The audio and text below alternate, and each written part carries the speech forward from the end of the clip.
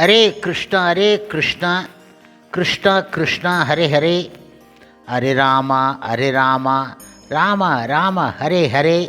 குட்டி கதைகள் 541.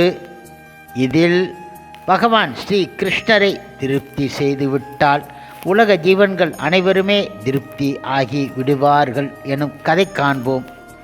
முன்பு ஒரு சமயம் திரௌபதி சுயம்வர மண்டபத்திற்கு பாண்டவர்கள் 5 பேரும் சென்றபோது அமைதி குடிகொண்டு இருந்தன. அரசகுமாரர்களும் மற்றோரும் சபா மண்டபத்தின் நடுவே அமைக்கப்பட்டு இருந்த மாயமான மச்ச எந்திரத்தை பார்த்து கொண்டு இருந்தார்கள். எக்கால் ஆன தந்திகள் கொண்ட மிகப்பெரிய வில் நாணேற்றி சபையின் மையத்தில் வைக்கப்பட்டு இருந்தன. மேலே பொற்சங்கிலிகளால் ஒரு வட்டமான சக்கரம் சுழன்று கொண்டு இருந்தது. அதில் தங்க மீன் ஒன்று பொருத்தப்பட்டு இருந்தது. மேலே சுழலும் எந்திரத்திற்கு கீழே நேராக பொற்கலசத்தில் தெளிந்த தைலம் நிரப்பப்பட்டு இருந்தது. யார் கீழே உள்ள தைலத்தில் தெரியும் பிரதிபிம்பத்தை பார்த்து கொண்டே மேலே எந்திரத்தில் சுழலும் மச்சக்குறியை 5 பானங்களால் தவறாது அடித்து வீழ்த்துகின்றாரோ அந்த ஒப்பரிய வில்லாளிக்குத்தான் தனது மகள் மாலை இட்டு மணாளன் ஆக ஏற்பாள் என துருபத மன்னன் ஏற்கனவே அறிவித்து இருந்தான். இப்பொழுது சுயம்வரத்திற்கு எண்ணற்ற வில் வித்தை வீரர்கள் கௌரவர்கள் கர்ணன், சிசுபாலன், ஜராசந்தன், சல்லியன் போன்றோரும் வந்து இருந்தார்கள்.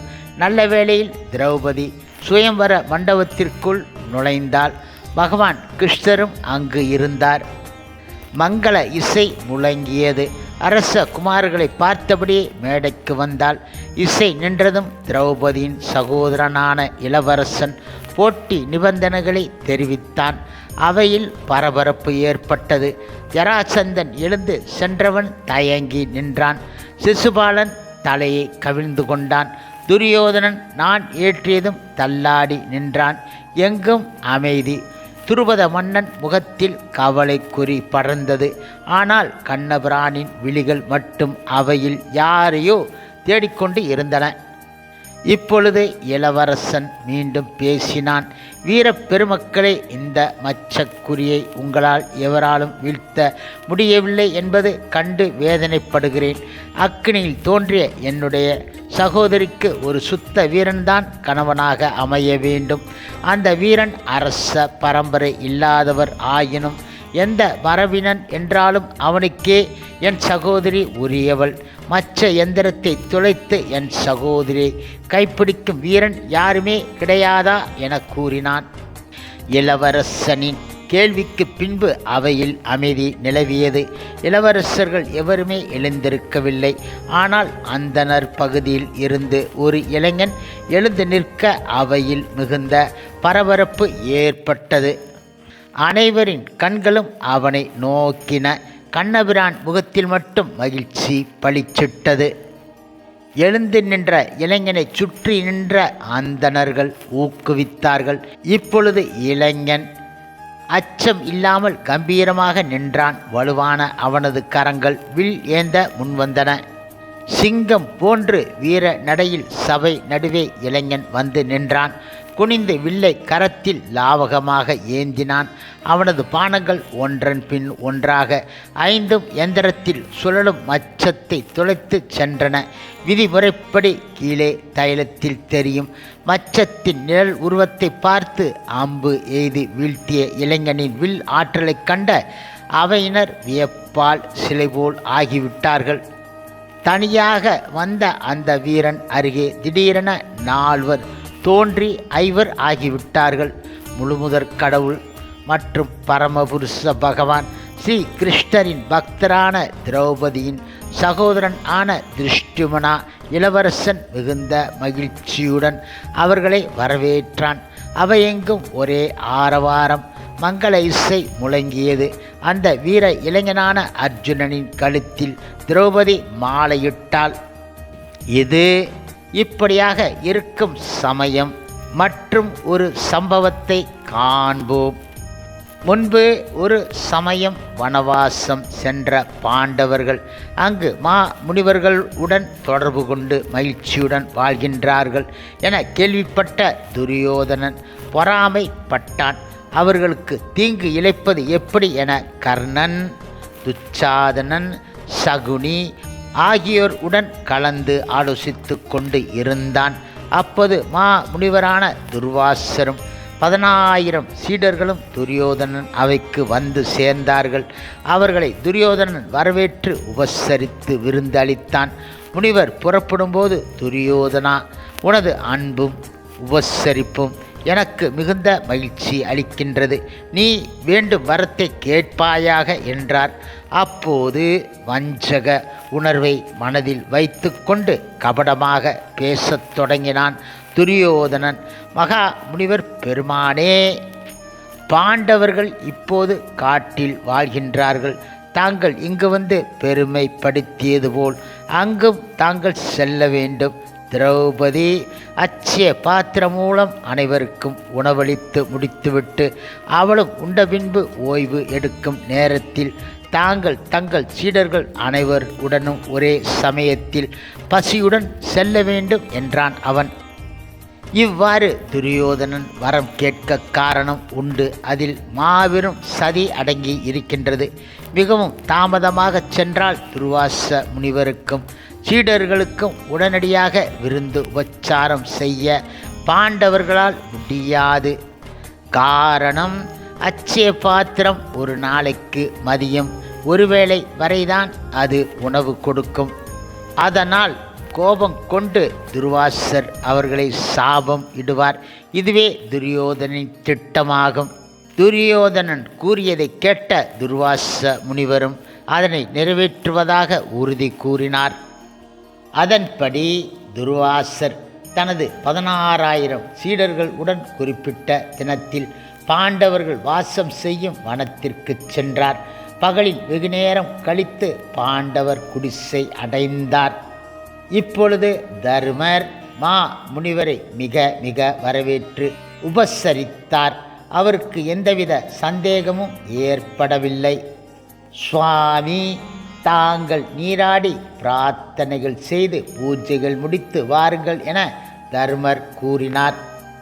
முனிவரும் நீராடுவதற்காக தனது சீடர் பரிவாரங்கள் உடன் புறப்பட்டு சென்றார்.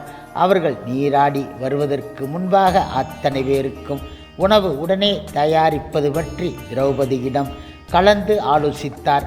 அப்போது அவள், சுவாமி, சூரிய பகவான் எனக்களித்த அட்சய பாத்திரம் நான் உண்ணும் வரைதான் நிரம்பியிருக்கும். இப்பொழுதுதான் உணவு அருந்தி முடித்தேன். பாத்திரத்தையும் கழுவியும் விட்டேன். இனி அடுத்த வேளை வரும் வரை உணவு கிடைக்காது என்று மிக பதட்டம் அடைந்தாள். அவர்கள் வந்தவுடன் விருந்து படைக்காவிட்டால் முனிவரின் சாபத்திற்கு உள்ளாக வேண்டி வருமே என தருமர் மிக கவலை அடைந்தார்.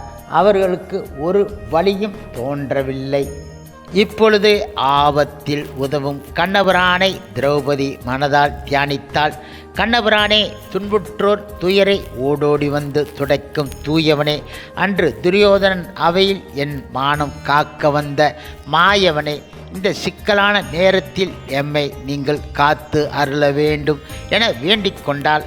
நிலைமையை உணர்ந்த கண்ணபிரானும் உடனே நேரில் காட்சி அளித்தார். துர்வாசரும் சீடர்களும் வந்துள்ள விவரங்களை தெரிவித்தாள் திரௌபதி. உடனே கண்ணபிரான், நீ கழுவி வைத்துள்ள அட்சய பாத்திரத்தை எடுத்து வா என கூறினார். இப்பொழுது திரௌபதி பாத்திரத்தை கொண்டு வந்தாள். அதனை துருவி பார்த்துவிட்டு, பெண்ணே, இதோ பார், பாத்திரத்தின் ஒரு மூலையில் ஒரு சோற்று பருக்கையும் சிறிது கீரையும் ஒட்டிக்கொண்டு இருக்கின்றன. அது போதும் என கூறி தன் வாயில் அதனை எடுத்து போட்டுக்கொண்டார். பிரபஞ்ச நாயகன் இதனால் திருப்தி அடையட்டும் என கூறினார். இப்பொழுது முனிவரையும் அவரது சீடர்களையும் உணவு அருந்த அழைத்து வரும்படி சகாதேவனை அனுப்பினார்.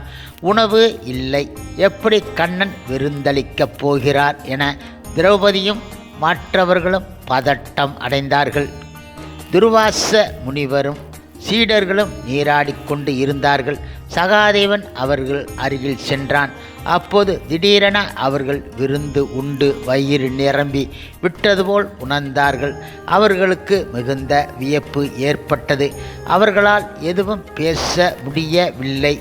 அப்போது ஒரு சீடன் கூறினான், முனிவர் பெருமானே, தருமர் இடம் உணவு தயாரிக்கும்படி கூறிவிட்டோம். இப்போது வயிறு நிறைந்து விட்டது. நம்மால் கடுகளவும் உண்ண முடியாது. உணவு வீணாகி விடுமே. இப்போது நாம் என்ன செய்வது என கேட்டான். உடனே துர்வாசர், நாம் அங்கு சென்று உணவு அருந்தாவிட்டால் தருமர் மிக மிக வருந்துவார். பாண்டவர்கள் கோபக்கனலால் நம்மை எரித்து விடுவார்கள். அவர்கள் நல்லவர்கள், வல்லவர்கள், பக்திமான்கள், கண்ணபிரானிடம் மிகுந்த பக்தி கொண்டவர்கள். அவர்களை இப்போது சந்திப்பது நல்லது கிடையாது. நாம் சென்று விடுவோம் என பதட்டத்துடன் கூறினார். சீடர்களோ வயிறு புடைத்து எழுந்து இருக்க முடியவில்லை என்றார்கள். தீய எண்ணம் கொண்ட துரியோதனனுக்கு வரம் கொடுத்தது மிக மிக தவறு என நினைத்து துர்வாசர் வருந்தினார். அப்போது அங்கு வந்த சகாதேவன், மகாமுனிவரே, தங்கள் சீடர்கள் உடன் உணவருந்த வருவீர்களாக. உங்களை எதிர்நோக்கி கண்ணபிரானும் சகோதரனும் காத்திருக்கின்றார்கள் என கூறினான். கண்ணபிரான் பெயரை கேட்டதுமே துர்வாச முனிவர் நடுநடுங்கி போனார். அவர் சீடர்களை நோக்கி, எப்படியாவது எழுந்து வாருங்கள், பாண்டவர் இருப்பிடம் செல்வோம், வேறு வழி கிடையாது என்றார். மிகுந்த சிரமத்துடன் பாண்டவர் இருப்பிடத்தை அவர்கள் அடைந்தார்கள். தருமரும் ஏனையோரும் அவர்களை இன்முகத்துடன் வரவேற்றார்கள். கண்ணர் துர்வாசர் மீது மிகுந்த கவனம் செலுத்தினார். துர்வாச முனிவரின் முகம் வெளிரி போய் பரிதாபகரமாக இருந்தது. துர்வாசர் மிகுந்த வெட்கத்துடன் தலை குனிந்தார். அவர் கண்ணனை நோக்கி கூறினார், பகவானே, நான் மிகவும் வஞ்சகச் செயலுக்கு உடந்தையாகிவிட்டேன். புண்ணியவான்களான பாண்டவர்களுக்கு துரோகம் செய்ய துணிந்துவிட்டேன்.